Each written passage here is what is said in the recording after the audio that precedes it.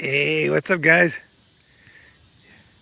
Ronin Man here in Japan.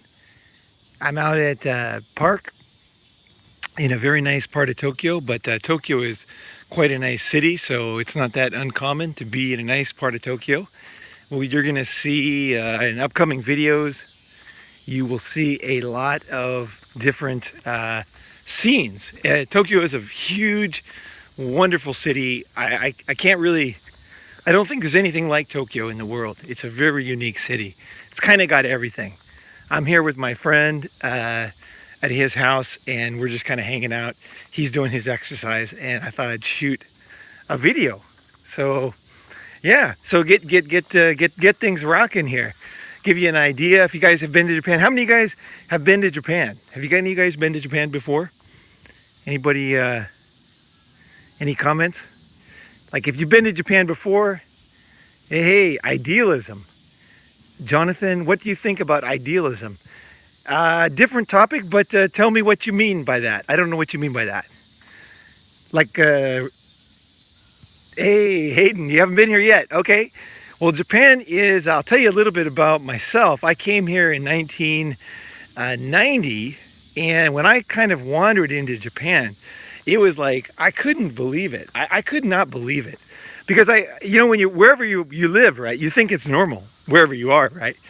And I came here, and the place was so peaceful. It was so clean. It was so safe. There was like no crime. I mean, look, like basically, like, here's the public bathroom. Like, I don't know, I haven't been in here yet, but basically it's fine. There's nothing broken, and everything works. I'm sure there's toilet paper in here and everything. Let's see. There's toilet paper. Yep, toilet paper right there. And you got your toilet, you got your Japanese toilet, all the water works, everything works, And I just got on my iPhone, got to switch to my iPhone. Okay, cool. MGTOW value. Absolutism? I can't answer that question because I'm not really sure what you're asking, to be honest. I need a background. I'd have to get a background on what you really mean, because otherwise what happens if I answer a question I don't really know what you're asking, then I'm just answering, you know what I mean? I'm just answering my own ideas. So I don't know exactly what you mean there. So maybe you can give me an example. I'd be happy to answer if I can get an idea. Yeah. Yeah, the kamikaze. That is an interesting topic. A lot of they get a lot of press. There was very few actual real kamikazes in real life. It was a very, very small thing. It wasn't the kamikaze thing was not. Hey Timmy, how you doing? Hey, hey Timmy, you got to come out here. The golf is amazing. $50 for a nice course. I can take you on. Wonderful, wonderful golf in Japan. It's a reasonable. It's clean. It's nice. You always get a nice bath at the end. They have a hot spring like a onsen or sento bath. It's beautiful, and the courses are great, world class golf. When I was living in Tokyo, I used to go to tons of courses around here. A couple of them. Well, Japan take on immigrants. There's a lot of immigrants here. Yeah, there's about now it's getting up to about 2% of Japanese population is immigrants. But that number is a bit deceiving, because if you actually look closer at the number, it's actually higher in a way, because even though it's only 2%, these are all young people working. So, like a lot of people in Japan are retired or children, right? So the population of working population is not as large as you would think. So the 2% is more like 4 or 5%. So it's actually, they are letting in a lot of workers, immigrants. And if you go to any convenience store or whatever, you're always going to see a non-Japanese, often in restaurants too. So yeah, no. Abe has really opened the door to immigrants. Go to a baseball game. I'm definitely going to go to a baseball game. I used to have season tickets to the Giants. And so I'd go every, pretty much, they play a lot in Tokyo Dome. So I would go there on the way home from work all the time. That's the thing about Japan. You can have you can kind of have it all, right? You can make good money, live in a safe, peaceful place. If you want girlfriends, you can have sweet girlfriends. You can have music, the like the museums and the art and the, anything you want to see. Like every major act comes to Tokyo. Every single major act. Like no matter who it is, they're going to be. What's your take on Japanese girlfriends? Okay. Hey, morning, Luke. Yeah. Morning to you, sir. What's my take on a Japanese girlfriend? I think it's a complicated question. Okay, it's not an easy one to answer, so that everybody can understand my answer. Even I lived here for 16 years, and I was very active dating Japanese girls. So I speak fluent Japanese. Okay, that's one thing. So that makes it a lot easier. And I don't write, so don't, the comments there, please don't write. I'm not very good at writing either Chinese or Japanese. I can speak, but I can't write. So usually I write in Roman letters, pinyin, although I can read some, but I'm not good at it. I don't consider myself a reader so much as a speaker. Yeah, there's basically, when it comes to foreign languages, there's two types of personalities. Imagine like you're in school again.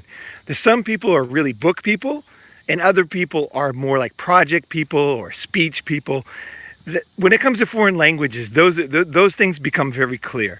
So like one of my friends, he translates books, and he can translate, like he translated, my friend Doug, he translated the operating manual for the first nuclear plant in Japan. So I mean, he really knows what he's doing, and like he did like major industrial equipment and stuff like that. But he could not speak. That was the funny thing. He could write and he could translate like very meticulous, difficult scientific stuff, but he could not speak, and I can speak fluently. So it's a different personality, right? We just got here. Hell yeah. I'm a headhunter as well. Would love you to talk about, let's see, headhunting sometime, please. Headhunting. That's a great topic. That is one way you can make money in Japan. Definitely. Let me answer the girlfriend one first. I think, as far as dating, I personally think Japan is the best in the world. That's just my opinion. And I've been all over the world. I was in 50 countries before I was 25. So I've seen a lot. And no, I haven't seen everything. I've seen a lot, but I haven't seen everything. But I've traveled my whole life. I lived overseas for over 30 years. And my belief is that when it comes to girls, you're going to get the best quality girls in Japan. That's my opinion. I mean, that's a lot of people's opinion who have a lot of experience. So I would say, like, you have to be careful, because anytime you're dealing with women, you're dealing with women, right? That's part of the thing. So you have to know that you're not in Wonderland. You know what I mean? You're dealing with real people, and there are similarities. But I would say the culture trains women to be feminine here. And I was just talking to a friend of mine. He said when he first got here, I said, what was your impression of Japanese women? The first thing he said is they just turned me on because they were so feminine. And I think I really agree with that. That is not a passing, meaningless statement. That has meaning. And it's part of the culture, the way that people are raised, the way that they talking about millions of small details, and the way they sit down, the way they hold their hands, you know what I mean? The way they talk, the way it's like the difference between somebody who was raised, let's say, in a family with very good manners, and somebody who doesn't understand it, right? And they talk with their mouth open. They could be a very nice person, right? They could be excellent, great friend, and they could be like, save your life in war. I'm not saying there's any kind of judgment there, but I'm saying that there's a difference, and it's very difficult to explain, and it's difficult to teach. You really need to learn it from when you're a child to really understand these type of things, right? Japanese culture teaches Japanese women to be feminine from the very beginning, and that pays off for them, actually. I think Japanese women have pretty good life, in my opinion. And we're going to go around. You'll see in the videos, you can see if people are smiling or people are sad. You can see people's faces. So I'll go around. I've already shot some videos that are going to blow you away. But I'll upload those later. But I thought I'd go live on this one here. Let me get this comment here. Japanese girls, female straight energy. Yeah, no doubt about it. And they tend to be skinnier here, definitely, like women tend to be skinnier. I think this is it's my opinion. In my opinion, I've been around, right? I've been in Japan 16 years, and hundreds of women. I would say you don't get teased in Japan the way you get teased in other countries. I find them to be fairly straightforward about what they want. I don't mean that they're going to tell you, and you have to learn to decipher what they mean. But once you understand the cultural context of the way the girls are communicating to you, if that makes any sense, they're very straightforward. I don't get a lot of teasing. I don't get a lot of viciousness. When they go out with you, that generally means they like you and they want to have sex with you. I mean, that is the next. That is why people go. That's the difference between me and you, friends, and then your lover, right? That's the difference, right? That's the main difference, is that you actually are sexually intimate, right? And Japanese women, I mean, when they go out with you, that's the idea. They get it, right? They're not like playing around, like they're actually interested. And I don't mean that in any bad way at all. I mean that in a very good way. An understanding of what the dynamics of men and women are. So you don't get a lot of women who are like, oh, why are we together? Like, what are you trying to do? They might say something like that, but they don't mean it. They know exactly why they're there. And I like that realism. And that is, in Asia in general, I think there's a lot of realism about men that I like, because women understand a little bit about men here. Whereas in the West, we tend to get pretty brainwashed. They can train people to think that something is not true, that something that's true is not true, right? I think in Asia, there tends to be more wisdom about these type of things, about the relationship of men and women. What is marriage? What are children? What is these type of things? There's something. There is a wisdom in Asia. I gotta say that there is a wisdom, and I don't want to exaggerate it. I know if you live in Japan for a long time, you'll have your different points you'll disagree on, but I would say that there definitely is a wisdom, and there is a peace here that you get from that wisdom. Whenever you're lost in fake information or untrue things, or when you're being tricked, or when something is, it's like it destroys the foundation of your stability emotionally, because you subconsciously know you're being fooled, right? You know that it's bullshit, right? And then you're like, but you're supposed to believe it, and you have to act like you believe it, but you secretly know it's not true, right? And I don't like that. That's one thing that drives me crazy about the whole SJW culture, is there's so much stuff that we know isn't true, and they're teaching young people this. They're teaching men this stuff, and it's not true, and everybody knows it's not true, but they think it's better to teach guys that anyway. That's total craziness. In Asia, they don't have that. That's nonsense, They don't buy into a lot of bullshit that we buy into. Sexless marriages. Yes, okay. You don't get married in Japan to have sex. That's an important thing to understand. One of the things when you travel, you have to understand that there are different belief systems about life, and that they go very, very deep. And I mean very, very deep. Like, in other words, they go so deep, okay, the difference in the belief system that you have and another country's person has is so deep that you won't fully understand it until you're dead. Because you have to understand every aspect of life. Death, sickness, raising children, religion, how to fight, what a fight means, how to make up, what is friendship, what is truth, where does the value of truth, where is that, like, do you value truth? Asia doesn't value truth in the same way that the West values truth. Okay, that's one of the very first things you learn when you come to Asia, is that the truth, it matters, but the surface matters more. And in the West, we're taught that if the truth is different, then you're a fucking liar, you're a piece of shit, this and that. West will say no. I mean, Asia will say no. They'll say no. You need to, there's decorum. There's decorum, and society exists for a reason. There's a purpose. So the idea that they're nice here, they're very nice here, and that actually makes it nice to live here, because you can hear how quiet it is. I'm in downtown Tokyo. This is probably the largest city in the world. People don't bother other people. They're quiet. They have good manners. You can see there's no garbage. There's no garbage here. People, okay, all women are the same, all that kind of stuff. Look, if you travel a lot, you're going to realize that people are very different. People are different in the world. Men are different, women are different. Travel. Go see. I mean, where's the garbage? You know, where's the graffiti? Where's the gang people sitting out there with the music? You know? Like, there isn't, you know? And Japan does have, various aspects, which I'm going to show you in the video.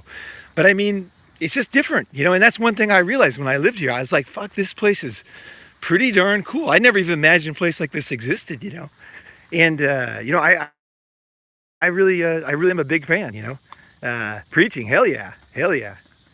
Countries other than Asia, Costa Rica. I think it's good. Okay, as far as travel, you want to get an idea of where you want to go and then just go. I think a lot of people, they spend too much time thinking about it. Just look for a cheap ticket, go to Skyscanner, look for a cheap ticket. Like say you want to go to Costa Rica. Get on the internet, right now, the guy who just asked about Costa Rica.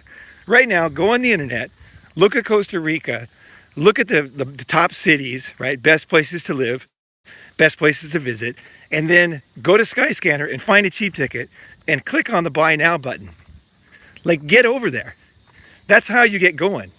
I came to Asia without knowing anything. I came on my own before the internet. I didn't have any friends here. I came here with $500. And in the Japanese bubble, when I came here, everything was very expensive. Crazy expensive. I didn't know how I was going to survive. I had a credit card and I had $500, and that's all I had. I just wanted to travel. I wanted to see the world. I wanted to see new things. You got to have that fucking attitude. Don't be like a person who sits around questioning everything and doubting everything and is this or that. Just go fucking do shit. Get a ticket, you know? Get a fucking ticket. Let's see here.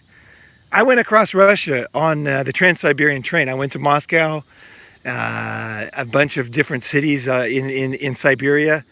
I went all across Russia. Russia was nice. I enjoyed Russia. Food wasn't very good. Not as good as Japan, definitely. But no, Russia's good. You should go. Go get a ticket right now. The guy who asked the question, go to Skyscanner right now. Comment when you buy the ticket. Go buy the ticket. Don't think. Get out there. I'm telling you. Do not spend your life thinking. I don't know what age you are right now, but you're going to be a day older tomorrow. Fuck that. Go buy your ticket. Get out there. Do not ask questions on the internet too many times. I'm telling you, that is a waste of your life. There's a lot out there. You got to see it. Now, of course, you got to be smart with money, and that's the key thing, because if you spend a lot of money, if you waste a lot of money, then you can only go on a few trips in your whole life. So the key thing, keep your costs down as low as you can, stay at youth hostels or whatever, but don't, and get the cheapest ticket, but you got to go do it. You got to go do it, right? It appears that Japan hasn't translated cultural values online in other countries. Japan is complex, but yeah, I would say overall, it's got its own opinions about things. Yeah, I understand, man. I want to move there. Don't want anything. Do something. Yeah? Let's see here, Tiananmen. Yeah, that's right.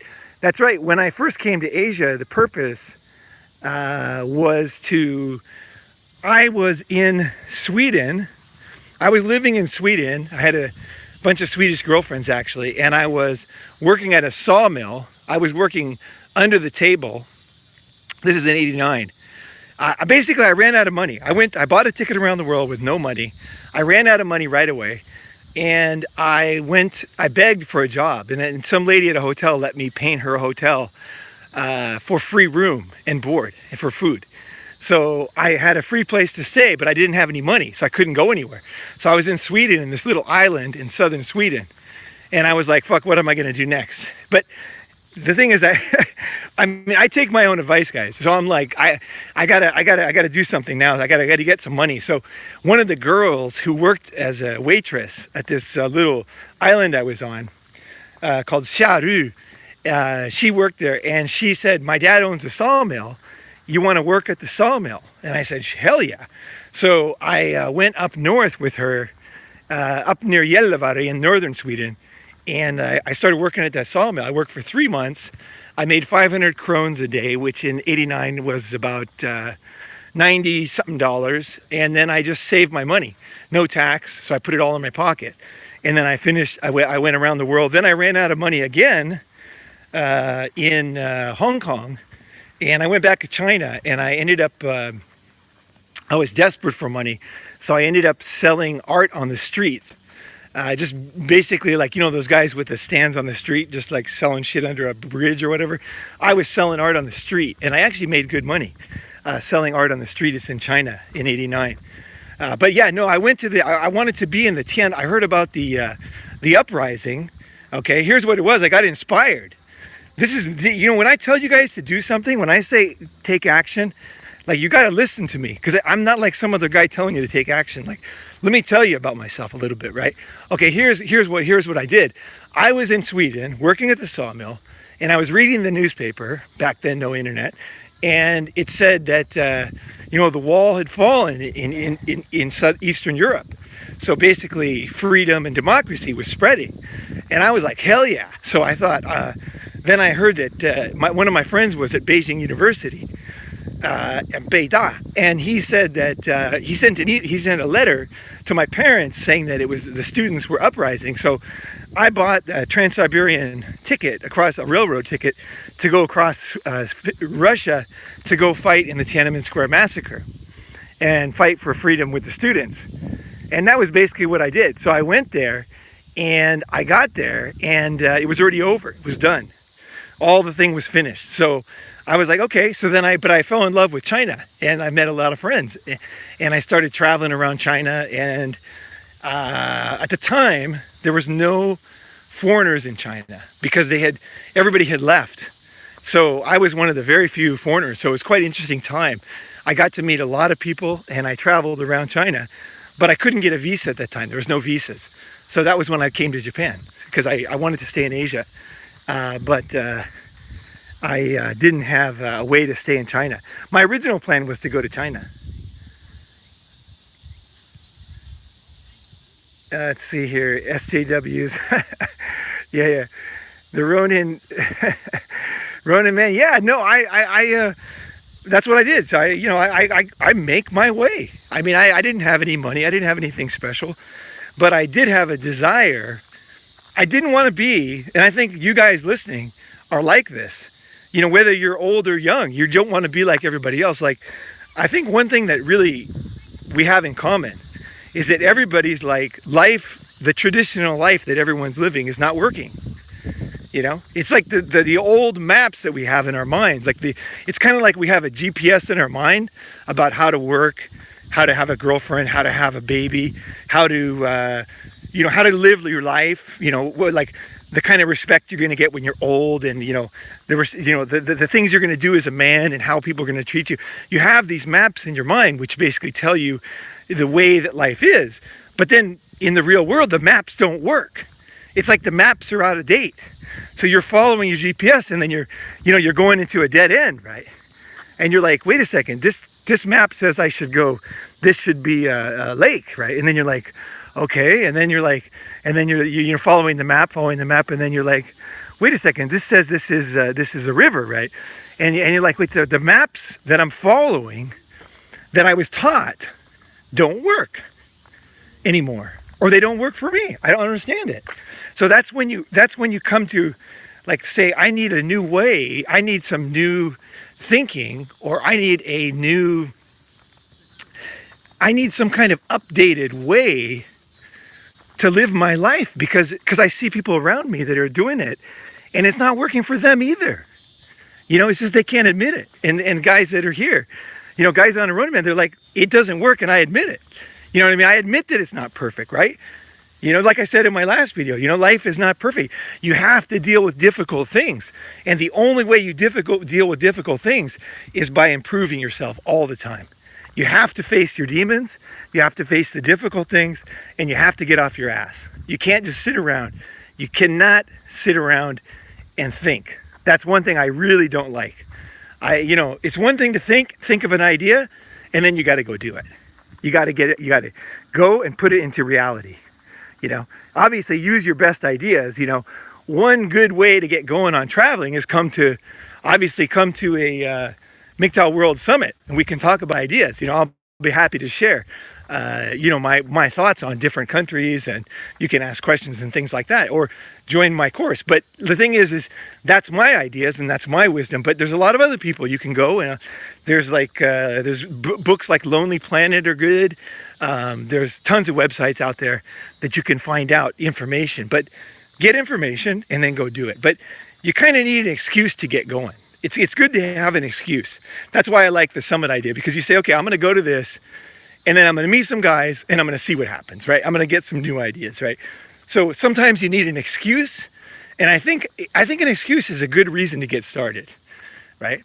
It's a good reason. It's a good way to motivate yourself to kind of actually do something, right? Let's see here. Japan, second in the world. South Korea, how much? Let's see, I'm trying to read this here. Sorry, I can't read that. Unfortunately, I can't read that comment. I don't know why. I don't have my glasses on, but maybe the sun is in my eyes here. Just a second here. It is, if there's a way, if there's a will, there's a way. Yeah, I mean, I think that, okay, I don't like motivational guys. Okay, the reason why is because they are just talking about general ideas. I don't like to make videos about general ideas. I like, when I have an answer, I'm going to make a video on a special topic. When I have a new way of thinking, right? It's not like just get out there and do it. So there is a will, there's a way. Yeah, that kind of stuff is true. But better than that is get an excuse and buy a ticket. You know what I mean? Just find an excuse or find a reason to go overseas to check something out. Do your research, which place is best, which place fits you. Do your research, and then just come up with an excuse and just go do it. And that's the best way. Yeah, it's just like if you want to climb a mountain. You just got to come up with an excuse and then get the right mountain and get out there and climb that mountain. And by the way, I do a lot of climbing in Japan. I do a lot of rock climbing and stuff like that. What is the ideal age for MGTOW? Let's see. Morlik?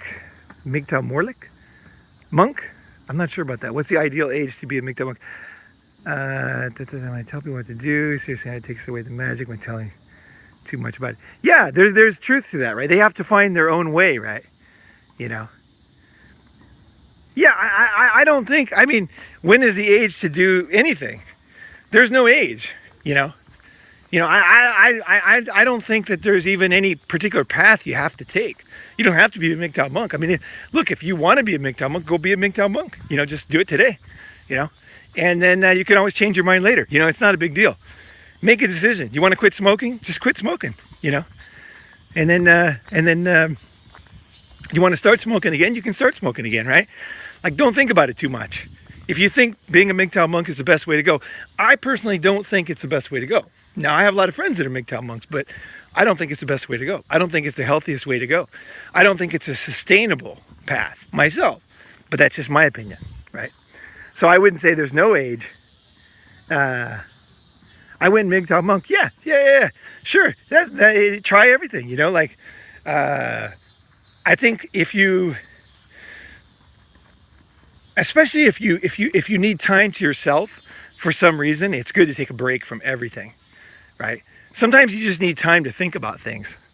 It's just time and peace is important. And that's one of the advantages of traveling. When I'm here, like I'm traveling, so I'm away from a lot of my friends and a lot of the busyness. So I get a lot of peace and I can really think, right?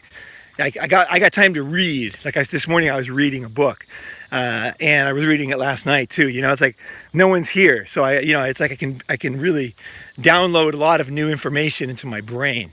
So I think traveling, taking a break from women, is not a bad thing. No, it's now monk. When you say monk, if you're saying monk, like I will never ever be with another woman again. I just think it's not a realistic plan. Personally, I don't think so. I think just plan for today. Plan, okay, I need a break, right? I need a break from life. I need to think about things. I need to reconsider things. I need to come up with new ideas. I think that's a good idea. But to make a decision, hey, I want to, like, I traveled here, but I didn't travel for the rest of my life here. I made a decision, right? So if you want to be a big time monk, make a decision. Go do it. Let's see. What's your think about the basketball? You know I'm a basketball fan. I thought the finals were interesting. The Raptors, the Toronto Raptors. I thought it was pretty good, man. The Claw, man, he was pretty impressive, and he's going to be very impressive with the Clippers this year. He's got a good running mate there, and it's going to be, man, the form, or LA is going to be on fire this year. With Davis and LeBron, and it's just going to, the Clippers on fire, man. It's going to be crazy. I'm looking forward to it. I really like competition. So wherever I am, I like it. So when I was in India, I was in India for about half a year, and I watched a lot of cricket. I'm not picky. Basically, I don't get attached to anything. So I love basketball, but when I first moved overseas, I couldn't see basketball for about over 10 years, and that sucked. But it was something I had to give up, because at the time there was no internet. There's no way to watch a basketball game here. So I think for myself, I value freedom first, and I value my kind of personal things second. So I can always find another replacement for basketball. As much as I love basketball, I love basketball. I love to play basketball. I like to watch basketball. It's one of the few sports I like to watch as a what do you call it? Just watching as a fan, right? Usually I don't like that kind of stuff. I like to play myself. I'm not a voyeur type guy. I like to go do it. I want to be the one. I want to go do it. I'm not going to sit around and watch. I'm going to sit around and wait. But actually, basketball, I like to watch partly because I use my brain to dissect all the strategies. And I think if I was the coach, or if I was the owner, who would I acquire? How would I use them? How is this person being used? That's what I do when I'm watching basketball. I'm constantly calculating, like, this guy's salary is too high. What is he doing? He's hogging the ball. This guy's doing this. That guy's adding value no one understands. That I'm kind of like, that's what my brain is doing when I'm watching basketball. So I'm not just sitting there watching, The illusion of women, okay? Let's see. Touch 30, you're married today. I don't have children. I haven't touched anyone in 33 years. Never married, no dating. Only regret is I don't have children. You haven't had one girlfriend in 33 years. I mean, I don't know. I don't think, physically, I don't think that's healthy. It's obviously risky, so it's a big decision for you. But I don't know, man. I really don't know. I don't know what to say to that. If we were working together, I would have some ideas, but it's going to take a lot of question and answer. I think the main thing, you guys, is to understand is that life has more to offer than you think. Okay? That's important to understand. When I came to Japan, and I had no idea what was here. I didn't know there was a country with almost no crime. You know what I mean? Like, I just didn't know that. I thought every place had a lot of crime, because I'd been in places like trailer parks and stuff where a lot of stuff was always going on. And I was kind of shocked when I got here. I was like, I didn't even believe it for a long time. And then I started, I left my door open and nobody ever came in, and I could leave things. Like, I remember leaving my briefcase. I left my briefcase with my computer before the internet, but I had a computer, I had a laptop, and I left it basically on a bench in public. And I remembered at like 10 o'clock at night, and I was like 10 hours later, and I was like, oh no. And that's why I went down there and I thought it was gone. There it was right there. Nobody touched it. Everything was inside. So and that kind of thing happened over and over and over. Every time I leave something here, if I ever leave my cell phone, the waitress will run down the street to give it back to me. And that's happened to me zillions of times, and anybody who lives in Japan knows what I'm talking about. So to the monk guy is you could say you think you know what life offers. You think you know what women offer. You think you know what is going to happen, but you don't. And you don't know especially if you travel and see new places. So I would say keep an open mind, because one of the biggest problems is we think we know everything. We think we're making a decision based on all the variables. You know, it's like you're making an investment, but there's information you're not aware of, right? There's things that are secret or hidden or not public or haven't happened yet. There's things that will happen that will affect the stock price. So you don't always have all the information available, you know, when you're making an investment. Same thing with your life. You think you know what you want to do based on what is available, but actually there's a lot more stuff available than you might think. So I would say keep an open mind, have a wide variety of friends that give you a wide variety of input. Don't get yourself caught into a small subset of people with the same ideas, you know. And I would definitely say to anybody who's a MGTOW monk, okay, here's the thing. Here's my question to MGTOW monks. Do you have tons of friends? Do you spend a lot of time laughing? Do you have a lot of gut laughs with your friends? Do you have a lot of, you know, like, is this, if you have a very social life and you have rich friendships and you travel together and you do things together, you help each other, and there's a lot of like, you're like not just, you know, not memories from high school, but actually like today, this week, you know, there's stuff going on. Your life is full of people and life and laughter. If that is the case, then I would say you're probably fine. But what tends to happen with people is once you don't just shut down one type of person, you shut down everybody. So it's like you're not open to talking to people, to laughing, to meeting new people, to checking things out. You want to, I think one of the most important things in life is to be open. You know, you got to be open to new things. You have to open yourself. No one's going to do it for you. People have to know they can talk to you, you know. Like when I walk down the street, I have like I tend to have like a happy look on my face. So like people just tend to say, oh, hey, how's it going? Or they'll ask me a question, you know. Or if I'm walking down the street and there's like a TV show, often they'll interview me. And it's because I know that the way that I want people to know that I want to talk to them. Like I'm looking for people. I'm looking for new ideas, always. And I'm not kidding. This is the way I actually live my life. You know, I realize that most things in the world that are good things, they come from other people. Whether it's laughter, whether it's love, whether it's touching and caressing, or whether it's new ideas, or sometimes somebody will have a correction for me because they'll know me. They'll say, hey, Ronan, you've been doing this and I saw you do this. Have you ever tried this? And I'll be like, oh my gosh, I never tried that. Now I could have never got that information from a book. I needed another human to look at me. It's like you look at a room, right? And then you say, what furniture should be here? Now this couch is wrong. Let's get a new couch. Let's try a new, that window should be bigger. You can actually change it once you see the reality of something, right? When my friends see the reality of me, then they give me ideas. They say, hey, have you read this book?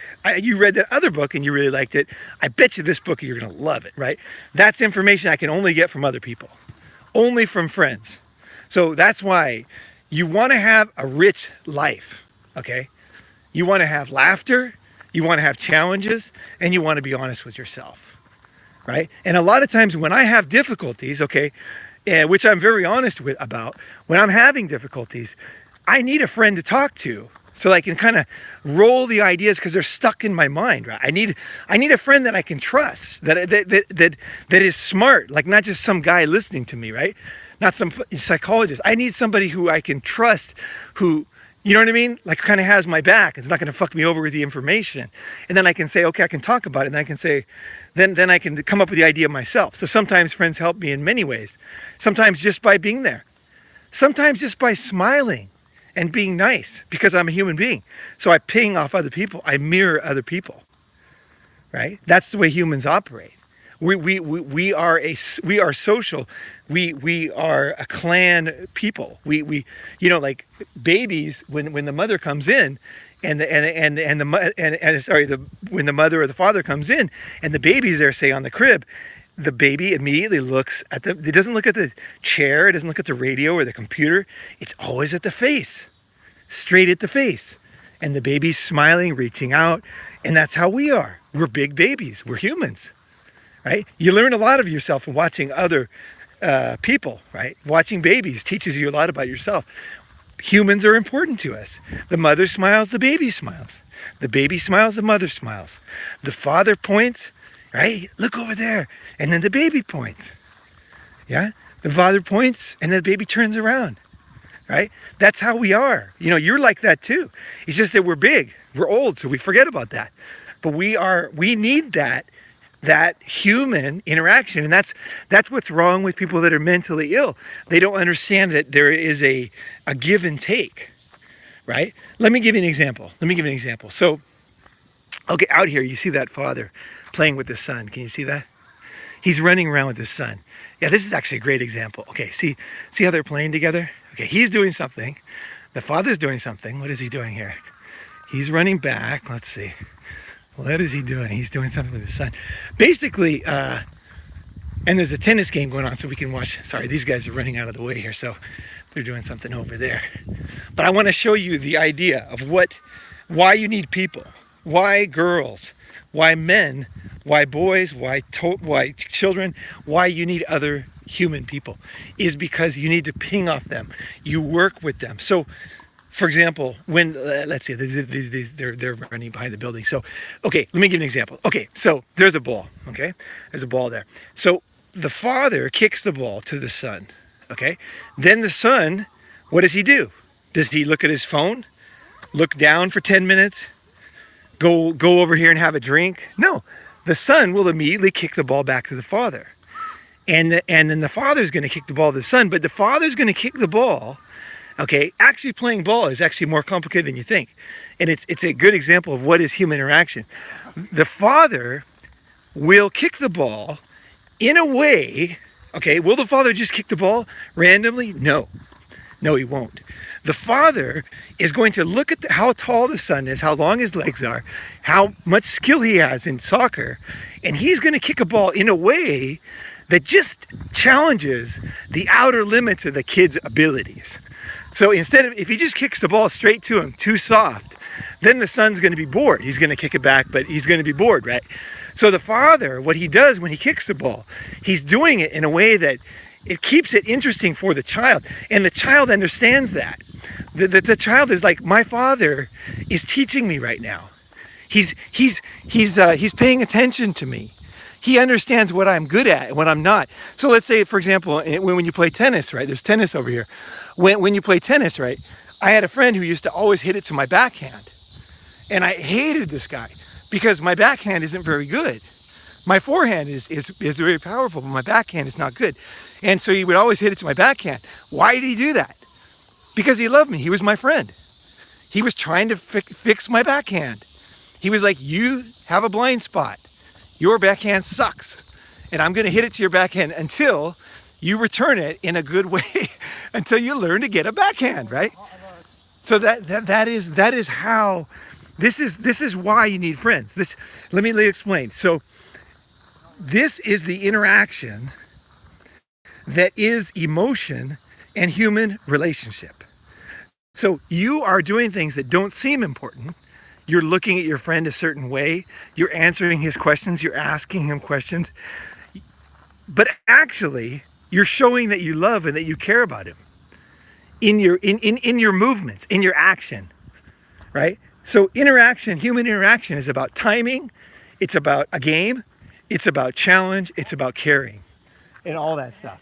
So that's why you need friends, right? So the problem with cutting yourself off from humans, okay, so you say, okay, I'm not going to have human contact because I'm going to be a monk, or I'm going to do this, or I'm angry because I lost money in a business deal, so I'm not going to do any more business. Is when you start to do that, what you do is you're not learning the lesson that you learned. The reason why most people cut off, most people, not you, because it depends on the person, right? You've been 33 years without a woman, but a lot of guys, the reason why they cut off is because they got hurt. Right? So instead of thinking about what hurt them, why it hurt them, how it worked, how they reacted, how they could have reacted, instead of learning the lesson that they could learn, instead they go,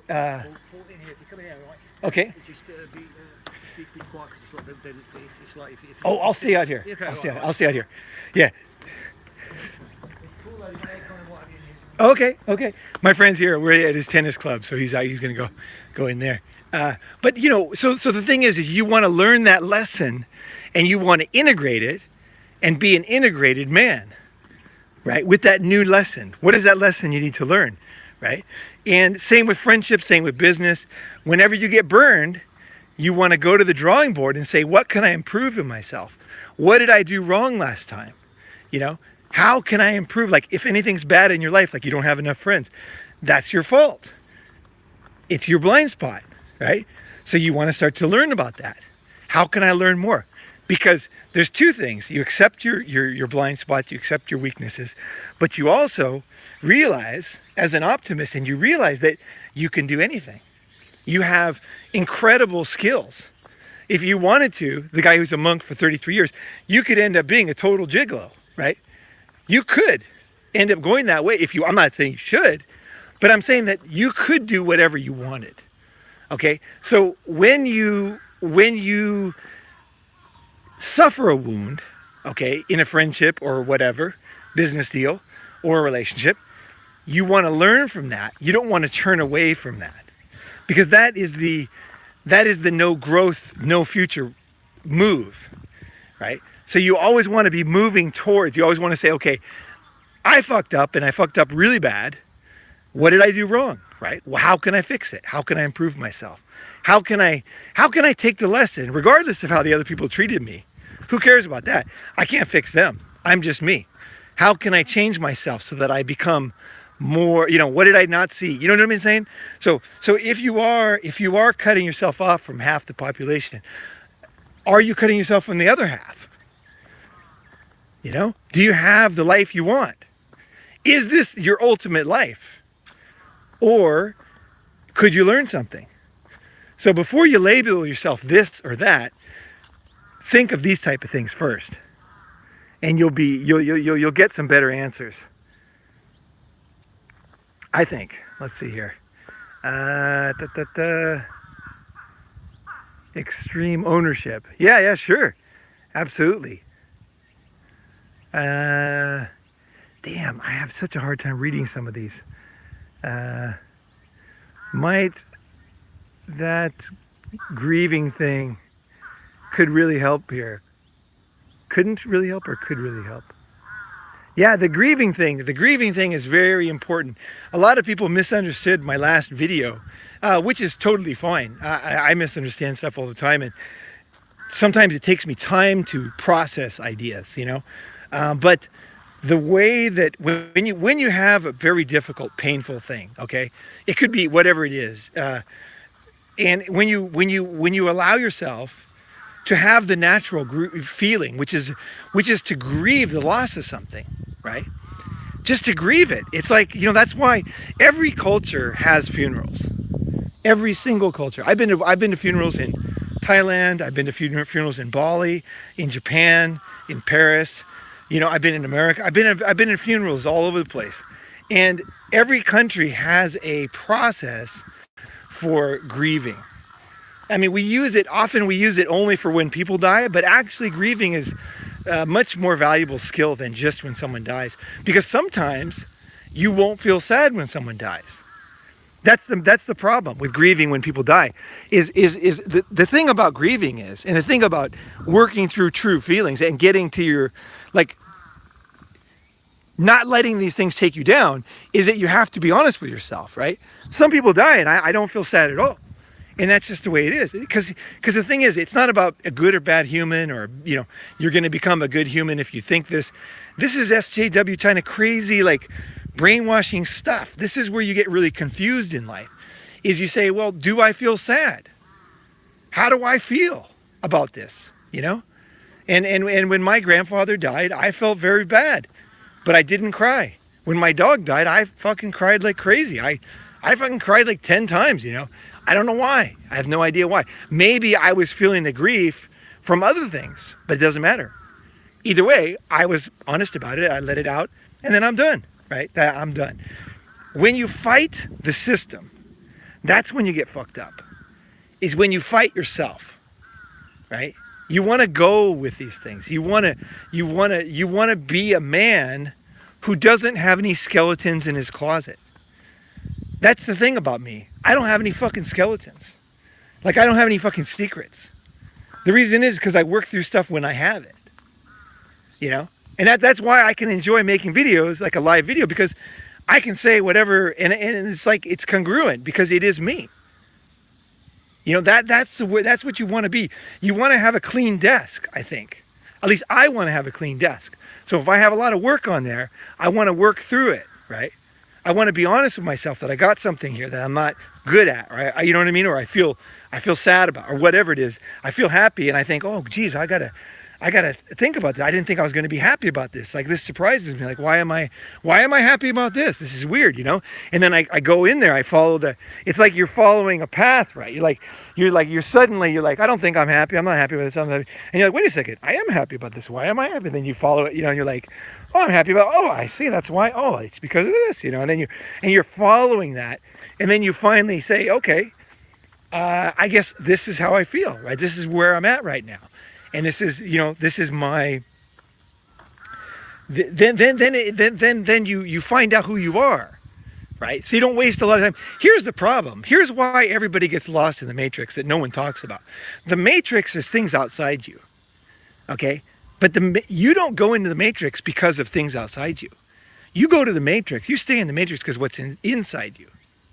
What's inside your mind is what's controlling where you go. The outside's just the outside. I could walk this way, okay? I can walk that way. I could walk this way. I could walk this way. I choose which way I walk, right? Which way do I walk? And you do too.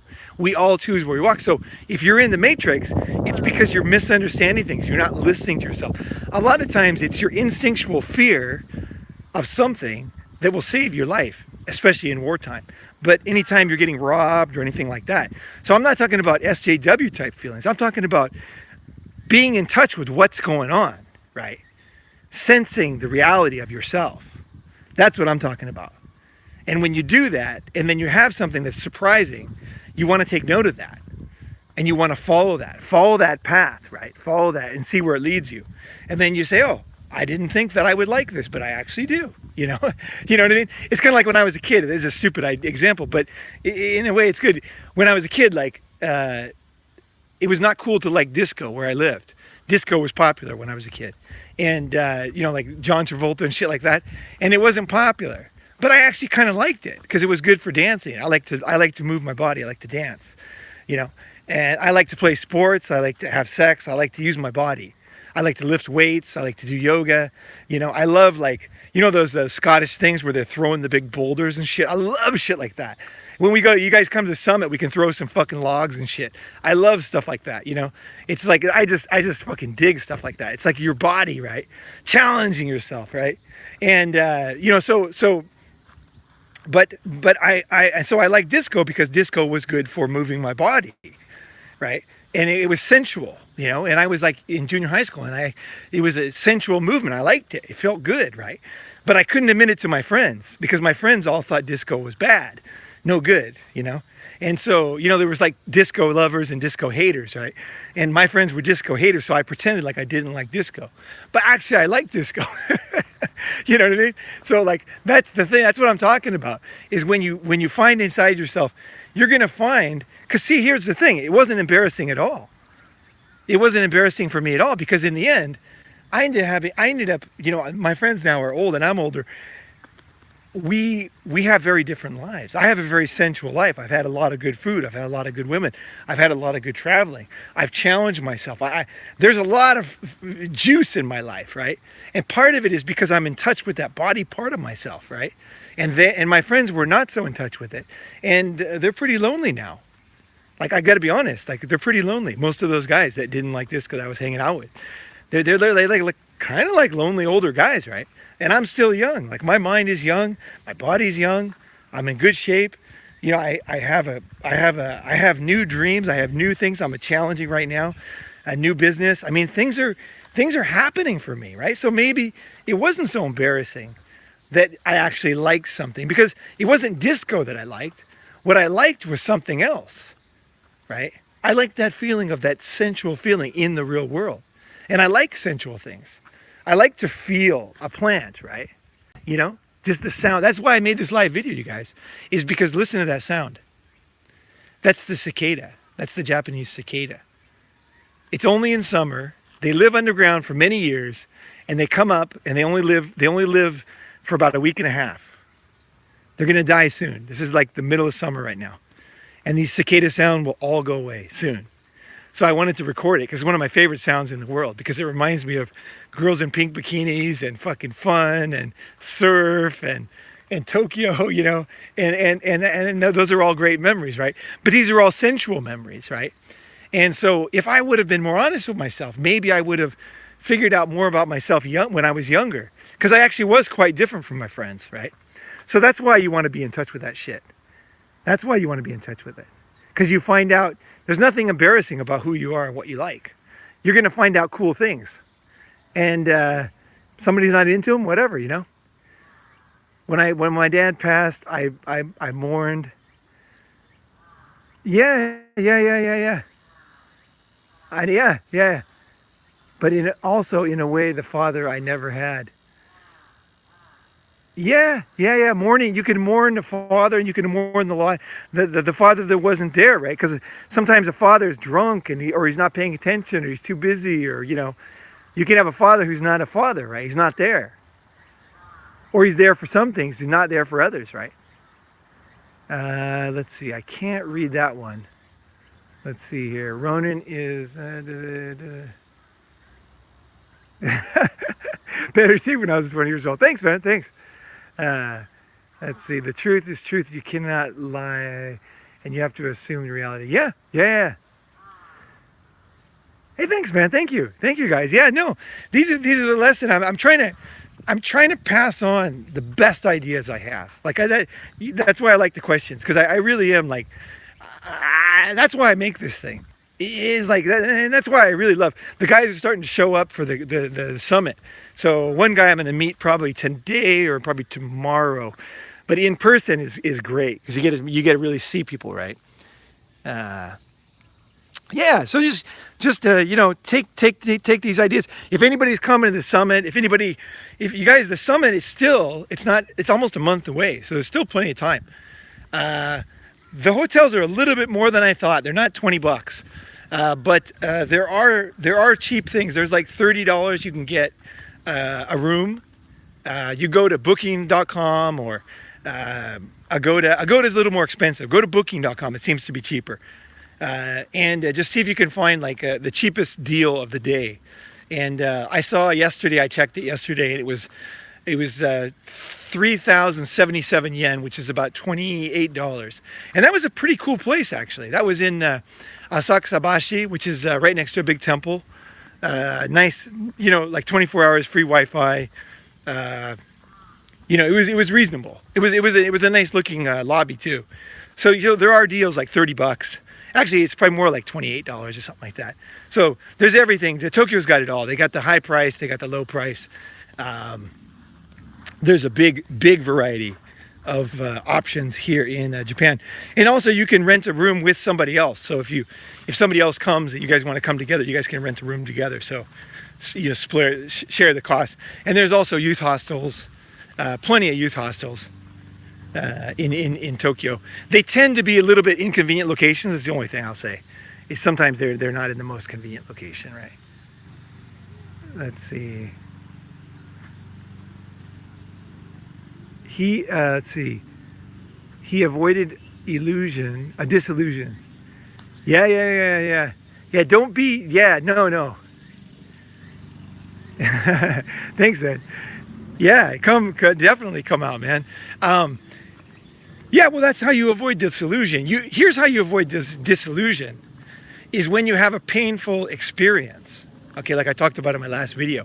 When you have a very painful experience, you have to work through that experience. You know, you have to feel that experience. You have to work through what you could have done, what you did, how you reacted, what the other person did, why you didn't like it. You know, why you didn't like it. Not like, oh, that person's an asshole. It's like, no, what was it that they broke? You know, I'll just take an example. Like this morning, I was just talking to my friend. He's playing tennis right now. And he was saying that he took his friend on a tour. a guy he didn't know very well, on a tour of Tokyo, and he told him everything, and he had this free app that had all this historical information. Well, either the guy took the information and he started a tour company. He's making money off my friend's idea, and then he said, oh, it's fine, it doesn't really bother me that much. And I said, yeah, but he broke a cardinal rule by not asking you, right?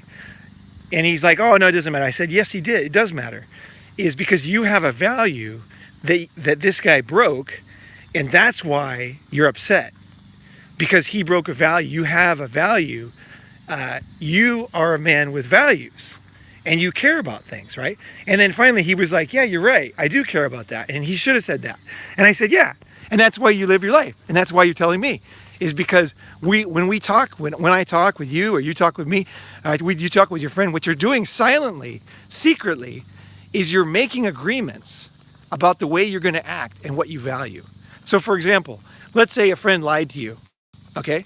And then you say to your friend, oh, fucking Bob lied to me about this, And then your friend's like, oh, that's fucked up, man. He shouldn't have done that, And what you're doing secretly, in one sense, people would, SJWs would say, oh, don't ever say anything bad about anybody. There's rules in life. You can't do this. You can't do that. No, 80% of human conversation is about other people, statistically. Right? So what you're doing is you are making a secret agreement with your friend that we don't tolerate that type of behavior. So you're telling people who you are all the time, whether you know it or not. You're making agreements. You're letting, and the only way you can tell people who you are is if you keep finding out who you are. So the way that you avoid disillusion in life is by constantly growing. That's the way you avoid disillusion.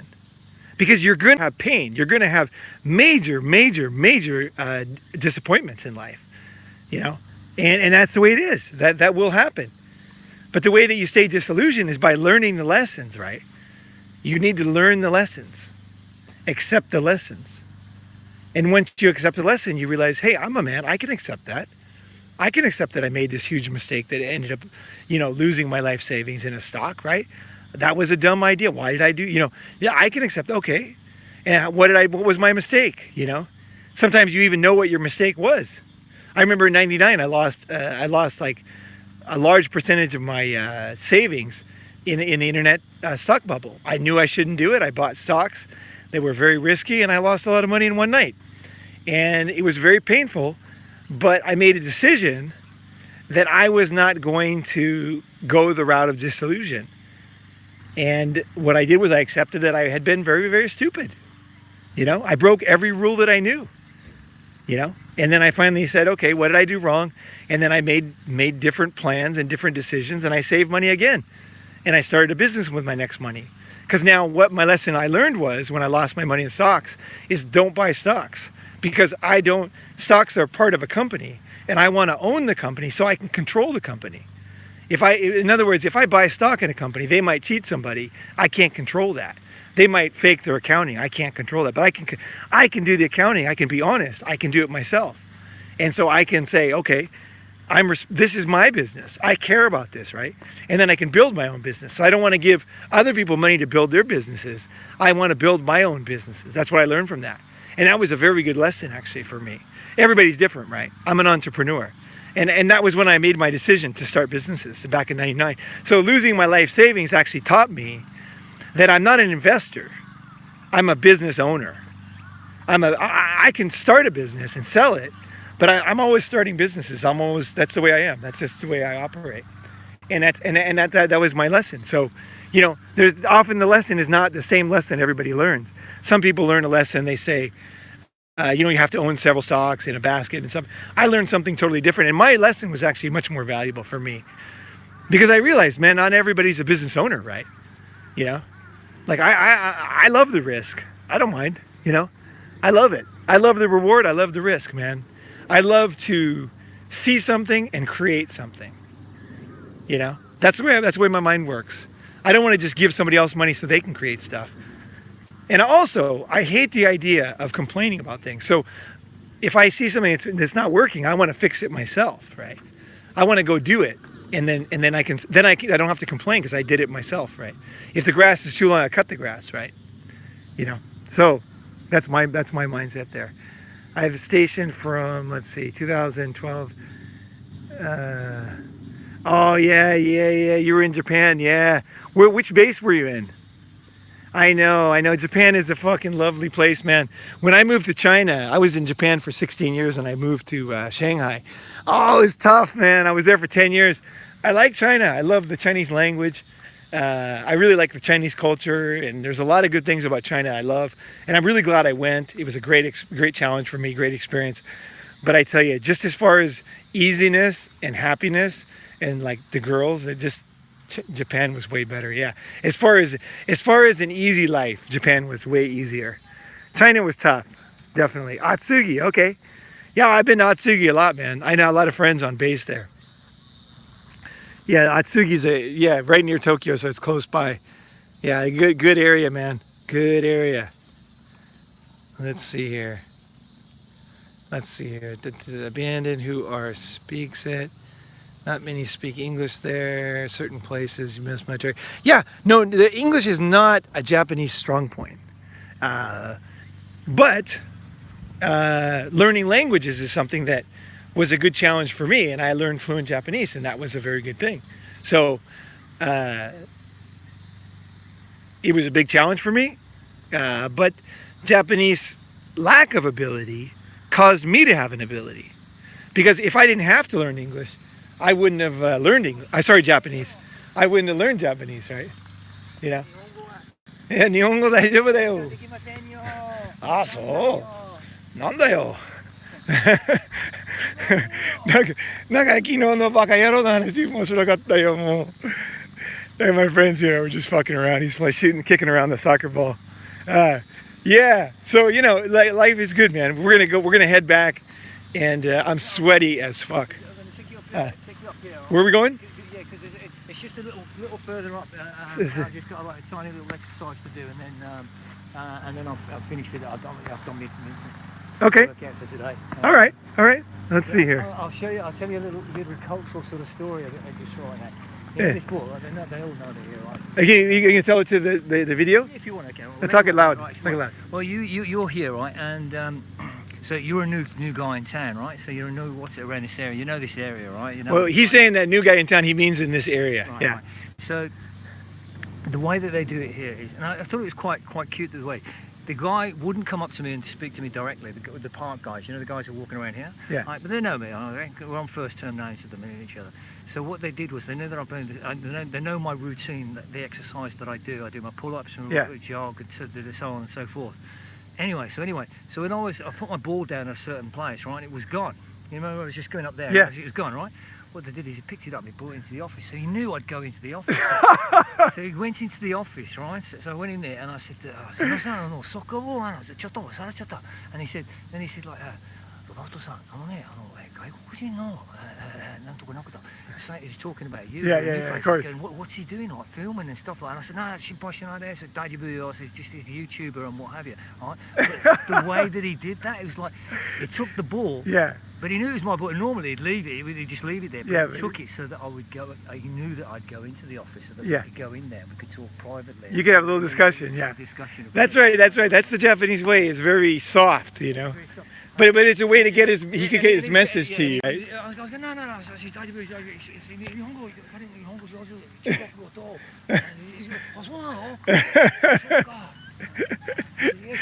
So basically, the guy who runs the tennis thing over here, he was interested in me, and he was like, "What's that guy doing over there? What's he's filming, What? And then he said, "Oh, he's a friend of mine, he speaks Japanese, he's going." He's like, "Oh," he's like interested, It's the cultural way that he did it, instead of like him just coming up to me and saying, Robert, can I have a quick word with you? Quick word with you. He took your soccer ball. He took my soccer ball. So but I tell you, he would do the same thing if you left the soccer ball. Yeah. Like say you forgot it, right? Yeah. Oh, definitely. It's happened before. The park doesn't close itself per se, but the office, the park. Here, I'll wrap this up. We're gonna go and get some more exercise. I'm gonna do my yoga a little bit. I've been slacking on the yoga now for 3 days, so it hasn't been. I've been cruising here. Very subtle. Yeah. Yeah. No, the Japanese are very subtle. Very, very subtle. You learn to you learn to quietly observe, I think, in Japan. And that's a valuable skill. You know, you learn to like not always jump to conclusions. Just kind of wait, watch. Often it's not what you think. You know, you think the guy is pissed off, but actually he's not pissed off at all. He's trying to help you. So it's like, I learned a lot about not judging quickly in Japan and just taking my time. He did that you know. in a way, because like if he'd come up to me and started talking to me when he was standing Right, with right. you, he would think that was being disrespectful. That would be and too rude, straight. and Yeah. being quite rude Yeah. to you. Right? He had to wait but until, he yeah. cognitively sort of thought, well, how Yeah. can I do this? And then like, Right.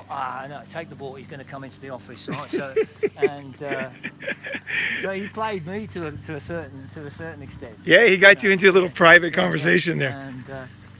And then he said, so, I do this to show. And I said, yeah. He said, that's So let me ask you, like you haven't heard the rest of this podcast. Yeah. So is Japan safe? Oh, absolutely, 100%. I mean, there is absolutely. I mean, this area here. I mean, you know Tokyo as well. I mean, there's virtually no violence. There's virtually on the surface, underneath. You know, I've been here a long time. There an undercurrent to it, but in terms of like, Let me explain that Yeah, undercurrent. There is undercurrent. Every culture has things, and this is what's complicated. And people will say, "Well, that's just like this, and that's just like that." It's not just like that. things are different. If you are involved, for example, let me give you an example of what that could mean. Like for example, in the Philippines, a lot of people get killed in the Philippines, but when you search into it, a lot of times the reason why they got killed is they got into local politics. So they started to like own a restaurant. Then they started to like care about who was doing this and who was doing that. And they basically were stepping over lines they didn't realize existed. Yeah. And then they got into trouble, right? In Japan, there are things that happen in Japan, especially with the mafia and things like that. But it's not stuff that you. But if it gets, there's no way. If anything, any in the public, if anything happened to someone in the public, and they were involved in that, they would come down extremely fucking hard on them. I mean, like really, really hard on them. I mean, like there'd be house arrest, everything, the whole lot. But in terms of like, there's no murders or killings or shootings or anything like that here in Japan. I mean, it's completely safe. I mean, like here. People go jogging around at like, you know, and women by themselves as well. Girls like, come to the park here alone. Yeah, like at 4 night. o'clock, 3 o'clock in the morning. Yep. There's no. Here, wait. No one can hear you. Well, You're over there. It's just because everyone knows everyone, so like it's very, very. These local areas, they know This one. I mean, everybody. No, but every area I've ever lived in Tokyo is like this. You know, they know who is who. If I have a new friend, they'll say, "Oh, who is that new friend?" Like they'll notice, like, "Who is that guy, that foreigner you had?" You know, I'll say, "Oh, you noticed." You know, like they notice a lot of things, right? Yeah. And that's the thing about Japanese society. It has good and bad, but they definitely notice things, and they're definitely very meticulous because you can see how clean it is, right? Yeah. I mean, you can see like this is the way they take care of things, you know.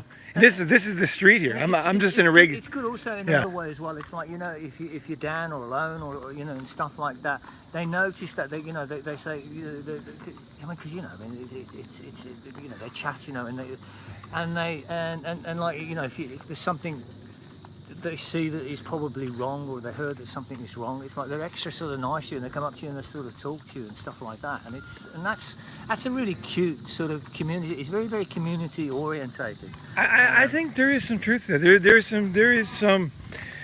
Well, okay. Here's the thing. I think when there's a lot of violence in an area, it breaks down normal human emotions and protection and things that. Like men want to protect women and children. Like we essentially, that's one of we're built that way. We're hardwired. But if we're in an area where everybody's got guns and it's very dangerous, or if we're not being rewarded for that, we're being screwed over for trying to help, then eventually we will stop helping, right? But the Japanese society, it's not that it's a super society that they're perfect. I'm not saying that. What I'm saying is because of a lot of factors, these type of things still exist in a lot of places, and that's the thing that's beautiful. And that I think living in Japan has taught me so much about myself. you know. God, yeah, I mean, it's Like I mean, as a man, you know. it's like there's no gun violence, there's no gun culture here, or there's no violence. Yeah, or yeah. something this. What does that say? Can you read that? Can you read Sorry? that? Can you read these? Let's see. Let's get in the shade. What are these comments here? Can you read these comments? Time in a bottle. That sounds like a paradise where men aren't demonized or vilified. Yeah. This one. Yeah. Yep, I can confirm. I grew up in bad ghettos, random violence. I grew up in Birmingham, mate. Post-traumatic stress disorder. Yeah, been through that, seen that. Britain rules. Yeah, I go along with that. Yeah, on behalf of Her Majesty's 2nd Battalion of the Parachute Regiment. Yeah, definitely, I agree with that. Yeah, you know. So this is why you don't want to shut yourself off from the world. Is there's so much in the world, there's so much here. Like I met you here, you know, and that was years ago. Yeah. And then we reconnected in Bangkok, and then now we reconnect here, and it's been honestly some of the best times on this whole trip so far. So, you know, like people are important, you know, human connections, you know, like whatever you call it, you know, friendship, love, fucking emotions, life, whatever the fuck you call it. It's good shit, you know. There's a lot. I mean, It's good shit, you know. It's important. Oh my God! Right. I'm talking major fucking alert. Yeah, like life is good here, right? It's fucking Jesus Christ Almighty! I mean, did you see that? I mean, did you see? I mean, is that me or is it me? I mean, Jesus Christ! You got to get a shot of that ball for Christ's goodness, Jesus Christ that was some Almighty! very beautiful girls. We should have said hi to them. I don't know. Well, she did. One of them like sort of smile. I was busy with the video. Sorry, guys. Sorry, guys. I let you down. I let you down. They were looking at you. It wasn't me. Definitely, it wasn't me. They were looking at you, and they were like, I let you guys down. I'm sorry about that. probably looking at me, saying like, "Introduce me to him." You know. I apologize. I'll never do it again. All right, guys. I better go. I just want to give you guys a little a shot of the river here. This little river is the way we walk home, and it's really neat. You go this way, all right? Because there's a nice little place down here. Yeah, so there's like this river in downtown Tokyo. It goes all the way through the city. Originally, this is the Kanda River, yeah? It's joined up on the Den Fushikawa and then Kandagawa. And this river here is a good example because in the old days, Tokyo was more like Venice in Italy. And it had a lot of, it was all waterways. And in Edo period, if you come to the summit, I can take you to the Japanese History Museum, and you can see what the Edo period was like. And it was all waterways and little Japanese ships, because the Japanese have been fishermen and masters of the sea for centuries. And so you can see there was so much innovation. There's so much. I tell you something, one of the coolest things you can ever do is hang out with a Japanese fisherman. I always make friends with the fishermen because they teach you so much stuff. I'll tell you one thing I did was really smart. I was in Atami and I was at this tourist town, right? And I was hungry and I kept going to the standard restaurants, right? The family restaurants and like the local restaurants. And then I went to the fisherman. I said, hey, I'm tired of all this tourist stuff. I said, where do you guys eat? Where do you fit? And he goes, oh, you don't want to eat there. I said, yeah, where do the fishermen eat? Like because I know the fishermen are going to be eating fish because that's the way fishermen do here, you know, and they don't even eat beef. So I'm like, where do you guys eat? And then they showed me this restaurant underneath Atami Station, and they only make enough food for each fisherman in the village. So when I ate, then a couple fishermen came in and couldn't eat because I ate their food. It was like very quaint. It was the best fish I've ever had in my life. And I'm not kidding. My dinner was less than $5, and it was literally the best fish I've ever had in my life. And I've had a lot of good food. Like, I've had a good life. I've eaten a lot of fancy restaurants and expensive places. This was the best fish I've ever had. And it cost me less than $5 for dinner. I mean, it was amazing. And they threw in, it's a long story, they deep fried the bones as chips. And in a special way, like a deep fryer, it's a Japanese thing, and they come out so tasty, and they're full of calcium. You actually eat the fish bones, and they're absolutely delicious. I'm not kidding. They have the best flavor. I had never seen anything before or since like this. I've never eaten fish bones before, but like they actually had piles of fish bones cooked in this fast fry thing. And oh my God, they were absolutely delicious. And they were included. They were like free. You know, when you get nuts or whatever with dinner, you had the bones there for free. That was amazing. That was totally amazing. I'll never forget that place. So do you Yeah. tell me, sir, what's it? Do you like, I mean, do like people like, I mean, Well, there's still guys on here. There's still guys listening. Let's see here. Yeah, we're still here. Yeah, look at the world. Okay. I didn't like, what is that one there? Let's see here. Japanese consider wearing white socks style. Let's say they have special socks. white socks and what? Oh, they have all kinds. There's all types. Yeah. Let's see here. All right, guys. I'll let you go, and I'm gonna take off with my buddy here. So we're gonna cruise around and fucking. I don't know what's gonna happen later on today, but I'm gonna head to the beach here pretty soon. So I'll have some good videos of some sweetie pies at the beach, and that should be fun. So, so if you guys want to come, definitely come out, jump on a plane, and don't stress. I'll take care of you. Make sure you guys get to where you need to go. But if not, well, I don't know if we'll ever do another one in Japan. That's the thing. That's the reason why I'm saying, like, definitely take the advantage if you want to meet some of the guys. There's a bunch of guys coming in on like the 3rd of next month. So about the 3rd to the 4th. The guys are coming in because 6, 7, 8, right, when most guys are the summit's gonna be going on. So anyway, I'll be here till the 12th. So I don't know what I'm gonna do. I'm trying to catch. Here's what I'm doing, you guys. I'm doing the summit, but I'm also trying to catch the summer typhoon, so I can catch the huge surf. The surf is fucking huge here, man. Dude, get this. If any of you guys surf, you guys are gonna know what this means. Kelly Slater was out in a typhoon surf here once at the end of summer. And he went out, and his board got broken in 3 places. It was so powerful. You were pretty good at what? You were like number 2 surfer or something here in Japan at one stage. No. You were quite good though. I suck. I like surfing. I love surfing, but I've never been like my friends or my brothers. A lot of my friends are professionals. I'm not. I suck. But I like it. I fucking like it. And that's okay, you know.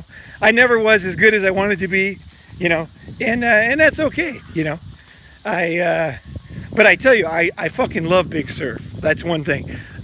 I've never been in surf that's too big. I fucking love big surf. I just fucking love it. I love taking off on a motherfucking huge wave and just being held under for like 2 minutes. I fucking love it, you know. It's just part of life, you know. What do you miss It's like the struggle, you know. What do you miss most about? What do you miss most about Japan when I'm not here? Yeah. Or what do I miss? Since you've come back, I mean, what strikes you as? What strikes me? Yeah. I think for me, see, for you guys, it's going to be different, and for my friend here, everybody's got a different take. If you're new in Japan, you're going to see things differently, and you'll probably enjoy a lot of things that I've already seen, like that, you know what I mean, that I wouldn't really care about anymore. But what I really like, what really I get off on, is daily life here. I really like just standard walking around, cruising around, doing normal things, talking to people, you know, going like these little neighborhoods, right? Everybody's just kind of cruising around, you know, and people are doing their things, you know, like daily life. You know, when I think of my life in Tokyo, it's just daily life. You know, it's that's what I miss. I miss the Japanese way of life, I guess what I'm saying. Yeah, it's the Japanese way of life. I like. Yeah, there's a peace to it to me. There's a zenness to it that I really enjoy. Yeah. And when I get back here, I get into I feel the vibe. That's that thing about Zen, isn't it? It's like you can't explain it because words can't explain it. Right. It's just, you know, that was a moment. That was your moment. I guess it is kind of a Zen thing, yeah. It's like, you know, that moment. Like there's the clothes. You can't express it, you know. Yeah, there's the clothes out drying. Everybody puts the futons out. See that there? That's a mattress That's a mattress cover. They don't have a mattress there. Usually they put the mattress outside. They don't have like a big mattress like we have. They have these little mattresses, and they're lightweight, and you can stick them outside. They put them in the sun so they smell better and keep the mold off. But I like this kind of daily stuff. I really like. I think I think life is, if you think of one day. Okay, you wake up in the morning, you rub your eyes, you drink some water, you know, you do something, you have some coffee, you know, you do something, then you do something else, then you have your breakfast, then, you know, it goes on, and you have your lunch, and then finally you have your dinner and you go to sleep. This is life to me. Okay, life is nothing else. There's no secret life out there. There's no secret like Mel Gibson has a life, but I don't have a life. And somebody else, there's life that in Brazil, but there's no life here. Life is the daily waking up and living your life. That is where the beauty is. That is where all the wisdom comes from. That is where all the pain comes from. It's where all the lessons come from. It's where all the beauty comes from. It's where all the laughter comes from. So those are the things I really like. The unexplainable, you know, is the experience. That's what it is. yeah, it's just you know, I accept life for what it is. I accept it, and I enjoy it, and I love it. I really love it, and I want to live every single fucking day as good as I can. You know, that's the thing. Every day of life, which is life, and that's what I like about. That's what I like about Tokyo. And I would say that the Japanese have a good, I think, Good balance, I would say. yeah, they have a good balance of what is life. The thing I don't like about Japan, which it has nothing to do with me, but it's a lot of people work too hard. Oh gosh, yeah. And they don't have any time to enjoy life or to even enjoy Japan. You know, I think one of the best things in Japan is if you can find a way to make some money so you don't have to, you're not working all the time. And maybe you don't buy as many things. Maybe you don't spend as much money. You don't have, you know, leather, you know, gold condoms and pissing gold statues in your entryway and stuff. You know, pissing horses. You know, Leather condoms. yeah, leather condoms. It's the first one I've heard. Yeah, you don't have. Didn't even know they sold that. You don't have a diamond tick in your penis. You know, it just save on a lot of useless things and keep that money so that you can have more free time to actually live, be alert in this short life that we have. That's what I would say, is that is one thing that is missing in Japan, because people do work so hard that they do miss out on some things like this. Law that they come into. Oh, look at this little road here. Oh man, I'm glad I kept you guys on. Look at this here. Look at this bamboo. This is not some fake stuff. This is like beautiful. This bamboo, by the way, this bamboo at night, when it rubs against each other, like see that there, how it rubs, that makes the coolest sound at night. So eerie.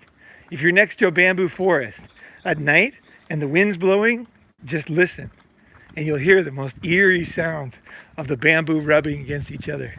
You know, that is a fucking cool thing. What were we gonna say, Rob? They've introduced a new law now. Yeah. Where the new law is like where they don't. You know, you're not allowed to work over certain hours. It's like They're trying to stop people from working too hard. Too hard, yeah. But one of the problems in Japan is everybody is trained from very young, is that there's a bird right there. Look at that, it's a big old bird there. You know, they're trained is that. She's nice as well in midsummer when the water. Oh yeah. But how hard you work is kind of how good a person you are. You know, and I think that's one thing in Japan that I think they have wrong. I think I appreciate the sincerity with which everybody works here, and I really appreciate how clean they keep it, how nice they keep it. But I just think that It's expected of you to put the hours in. I don't want to do that myself. So I want to take advantage of the things I like. So that's the final thing I'll say on this podcast today, is that you want to take what you like and leave the rest. So no one model is going to fit exactly you. Okay? So the Japan model does not fit me exactly. But there's a lot of things here, and there's a lot of things in Thailand, there's a lot of things in China, there's a lot of things in Sweden, there's a lot of things in California, there was a lot of things back in Arizona.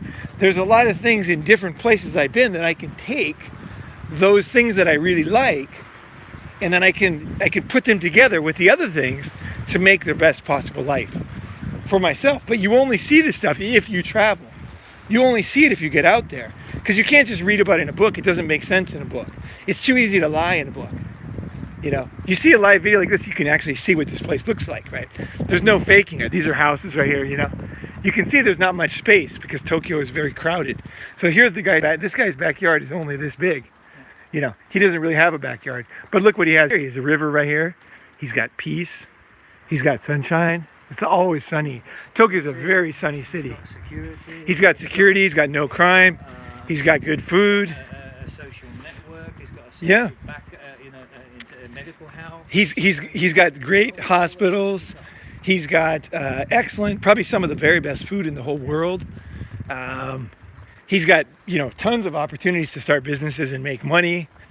And then he's got Asia at his doorstep too, you know.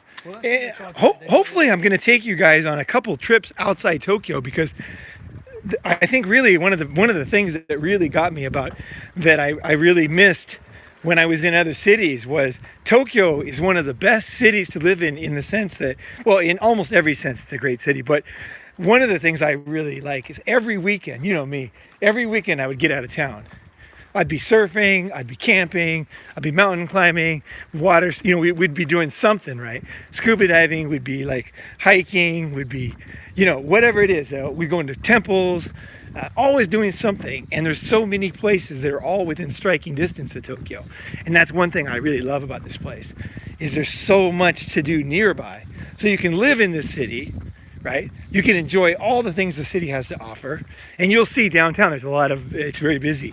You know, and we are pretty close to downtown actually, but you know, in a sense we're almost downtown right now, but in another sense it's another world. But you have this, and then you also have the best snowboarding in the world, you know, the lightest snow in the world. You know, all the snowboarding championships are now often in Japan because the snow is so light. The reason is because the clouds come off the ocean and they hit the mountains. And it's one of these rare situations where the clouds hit the high mountains like boom, and they drop the lightest snow. So it ends up being lighter than the snow in say Banff or Salt Lake City or whatever. The snow is lighter in Japan. It's amazing. The powder here is amazing. I've been in places where like literally my head goes under. Like I have to hold my breath when I'm doing turns because I'm like, you need like you know, what is that called? Thing to breathe, you know.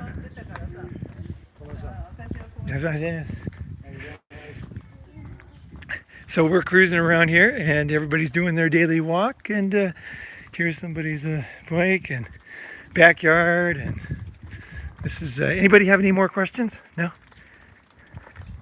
All right guys, I'm gonna leave it there. Hope you guys have a very nice day, and thank you very much for being on.